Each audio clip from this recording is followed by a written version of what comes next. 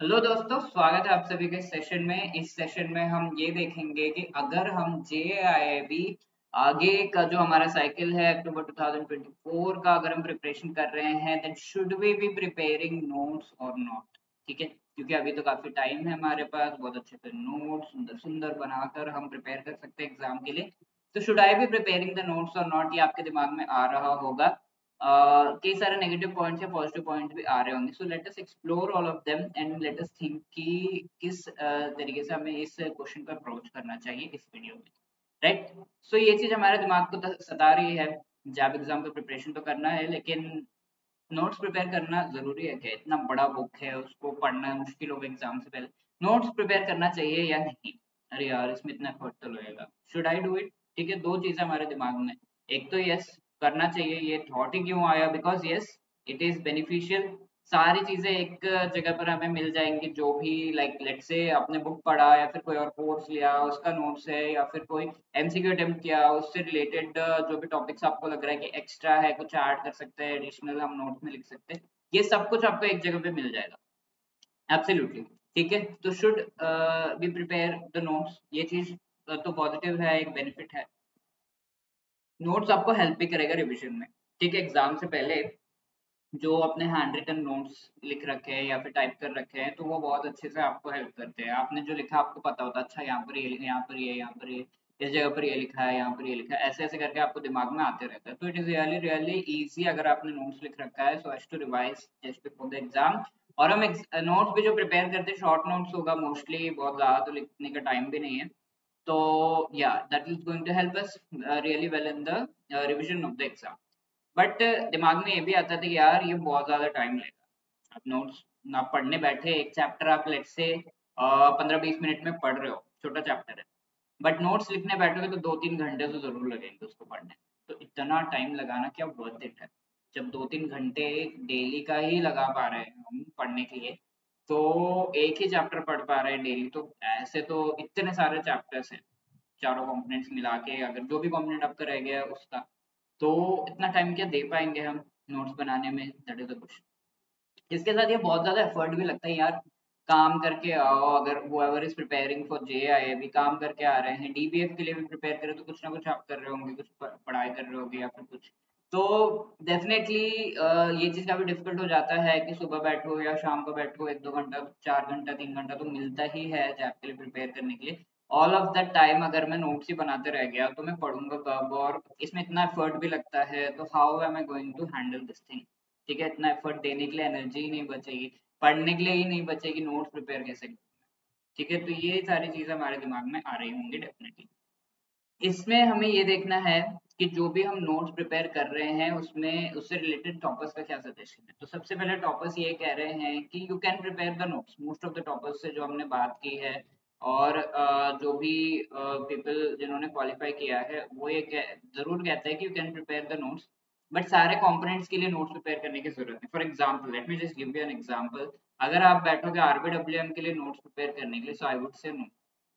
ठीक है, मेरा सजेशन थोड़ा सा नेगेटिव में रहेगा, बिकॉज इस पेपर के लिए बहुत ज़्यादा एफर्ट लगाने की ज़रूरत नहीं होती है। बुक से या फिर जो भी गाइडेंस आपको मिल रही है वहाँ से इजीली अगर आप पढ़ रहे हो, थोड़े एमसीक्यू से अटेम्प्ट कर रहे हो, तो मोस्टली कितने बार जो है ये पेपर जैसे इंट्रोड्यूस होने पर 3 बार हो चुके हैं, तो the trend has been same. Most of the people score maximum in RBW, किसी को इसमें डिफिकल्टी नहीं होती है। ओके, सिंपल कॉन्सेप्ट है और इजीली आप स्कोर कर सकते हो बेसिक चीज़ें पढ़ के। तो इसमें आई वुड से नोट्स बनाने की जरूरत नहीं है। बट इफ यू सी कि let's say I and IFS के कुछ कॉन्सेप्ट्स हैं, यस उसमें आप नोट्स बना सकते हो, बिकॉज लेंदी काफी चीजें हैं, but if you are reducing that to some level, notes अगर आप शॉर्ट में बना रहे हो तो काफी हेल्प हो जाता है एग्जाम्स पहले रिवाइज करने के लिए। पीपीबी के जो डिफरेंट चीजें हैं, बहुत सारे क्लॉजेस है, वो सब अगर आप इस तरीके से शॉर्ट नोट्स बना रहे हो, that is going to help you to revise. AFM का अगर आप बना रहे हो, लाइक एएफएम का तो बहुत ही शॉर्ट नोट्स बन जाएगा, because a lot of things are there which are really practice oriented। ठीक है, तो बेसिक लॉस रूल्स अगर आपको पता है, तो definitely you can practice really well and move ahead. तो इनके लिए नोट्स ठीक है, बट या आरबीडब्ल्यूएम का वुडंट सजेस्ट। इसके साथ साथ नोट जो भी आप बना रहे हो, वेरी शॉर्ट नोट्स ही आपको बनाना है।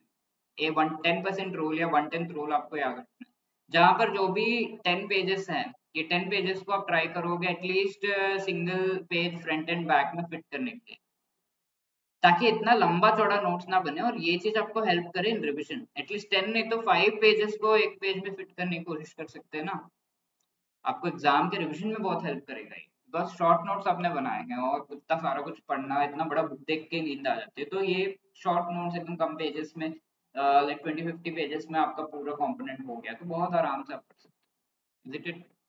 और ये चीज बेस्ट है रिविजन के लिए, तो उसके हिसाब से आपको बनाना है। शॉर्ट नोट्स बनाएंगे तभी रिवाइज कर पाएंगे। पता चला बुक के सामने नोट्स लिख रहे हो और आप एक और बुक लिख दे रहे हो, तो that is not going to help. ऐसा कर रहे हो तो प्लीज स्टॉप इट, मत करो, बुक से पढ़ो। My suggestion would be that.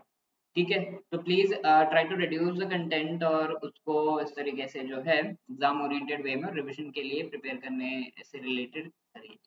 और नोट्स इस तरीके से जब आप बना रहे हो तो there are very positive things कि आप उसे अपडेट करते रह सकते हो।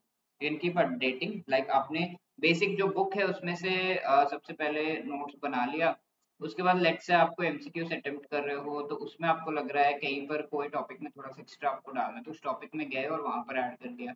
अगर आपने कोई और कोचिंग या फिर कोई और मटेरियल आपको मिल गया, उसमें से आप पढ़ रहे हो और you are trying to add, तो ये कॉम्प्रहेंसिव एंड आपका जो है 70-80 से ऊपर का स्कोर का नोट्स है।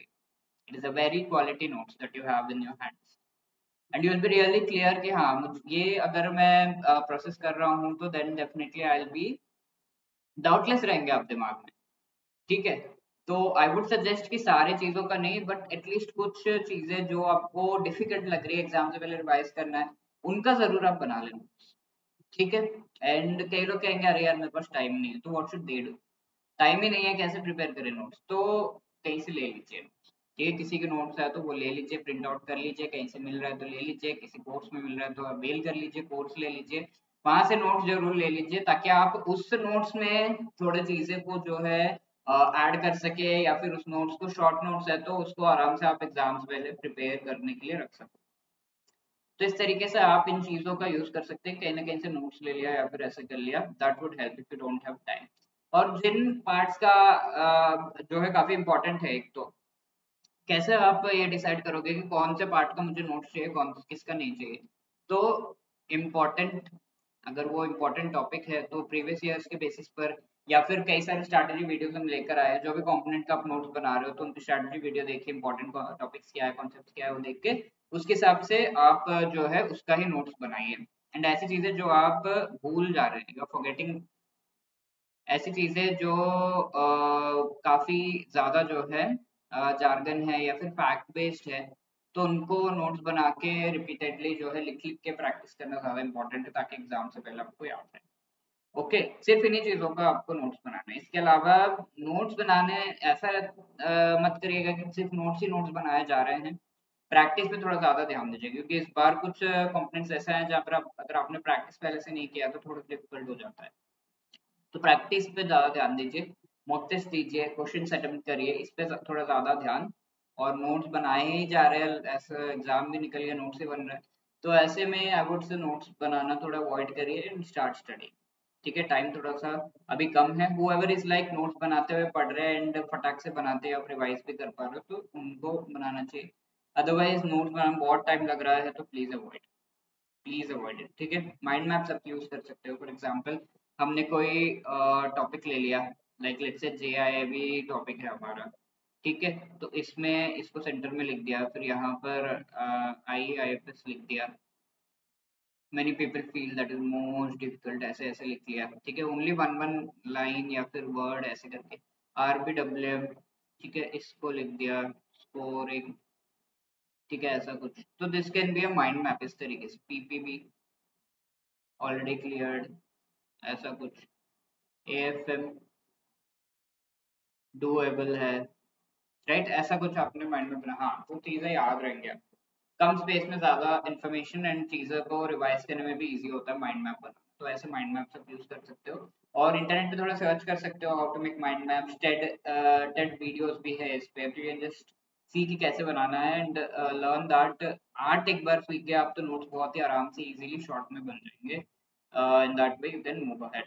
इसके साथ साथ आप जो है एक ही सोर्स को बार बार, अगर आप नोट्स टाइम बिल्कुल नहीं है, ऐसा लग रहा है, नोट्स भी कहीं से नहीं मिले, तो जो भी सोर्स से आपने प्रिपरेशन कर रखा है उसी को बार बार पढ़िए। बुक से पढ़ा है, बुक से बार बार पढ़िए, किसी के नोट से पढ़ा है, किसी का नोट्स बार बार पढ़िए, खुद से थोड़ा बहुत बनाया है उससे ही पढ़ते रहिए, but keep revising from the same source repeatedly. Source बहुत ज्यादा इंपॉर्टेंट नहीं है यहाँ पर, बट हाँ टॉपिक्स जो है वो बुक से अलाइंड होने चाहिए, बहुत ज़्यादा इधर-उधर नहीं, और उसके बेसिस पर होने चाहिए। हाँ, अगर वैसा है तो definitely you can keep revising the same source again and again. Okay, so these would be my suggestions with respect to preparation of the notes and moving ahead as। और इसके साथ let me tell you, if you preparing for the JAIIB exam और आप एक beginner हो या फिर किसी भी स्टेज में हो और आप चाहते हो कि और भी ज़्यादा इन्फॉर्मेशन मुझे मिले इस एग्जाम से रिलेटेड, तो बहुत ही बढ़िया तरीके से आप हमारे वेबसाइट edutap.co.in पर विजिट कर सकते हो। वहां पर आप ब्लॉग्स में जा सकते हो फ्री मटेरियल में, and you can just see कि किस तरीके से सारा कुछ इन्फॉर्मेशन यहाँ पे दिया हुआ है। यू कैन सी जैब का रिसेंटली रिजल्ट जो आया है उससे रिलेटेड कैलकुलेटर यहाँ पर है, पीपीपी का पूरा एनालिसिस है, प्रीवियसली जो एग्जाम हुआ था उसका, ऑल्सो प्रीवियस ईयर क्वेश्चंस और उनके जो उनसे रिलेटेड इन्फॉर्मेशन यहाँ पे दिया हुआ है। You can download the previous year question papers और एग्जाम पैटर्न यहाँ पे बताया गया है, और भी रिलेटेड जो वीडियोस है टैब्यूलर फॉर्म में, फ्लो चार्ट के फॉर्म में, सब कुछ बढ़िया से आपको इन ब्लॉग्स में एक्सप्लेन किया गया है, राइट। इस अलॉन्ग विद दैट ये जैब एग्जाम से रिलेटेड सब्जेक्ट वाइज बुक्स क्या है, प्रिपरेशन स्ट्रैटेजी, एनालिसिस, सिलेबस, सब कुछ दिया हुआ है। You can also explore here exam information, अलग-अलग topics के basis पे, like exam information, job profile, strategy, courses, success stories वगैरह देख सकते हैं आप काफी exam से related, and this is how you can make use of this blog. If you have any other queries आप definitely हमें कॉल कर सकते हैं 8146207241 पर, या फिर hello@edutap.co.in पर आप डेफिनेटली हमें अपना मेल ड्रॉप करके बता सकते हो कि आपकी क्वेरी क्या है, and we will reply to you. If you did like the video, please drop a comment in the comment section, like से सब्सक्राइब करना मत भूलना। इफ यू आर थिंकिंग कि आपको कोई गाइडेंस की रिक्वायरमेंट है तो please do avail our courses, जो कि each and every component wise भी मास्टर कोर्स आपको प्रोवाइड किया गया है। पूरे जैब का चारों कंपोनेंट्स का भी मास्टर कोर्स आपको प्रोवाइड किया गया है। All the best for preparation, thank you.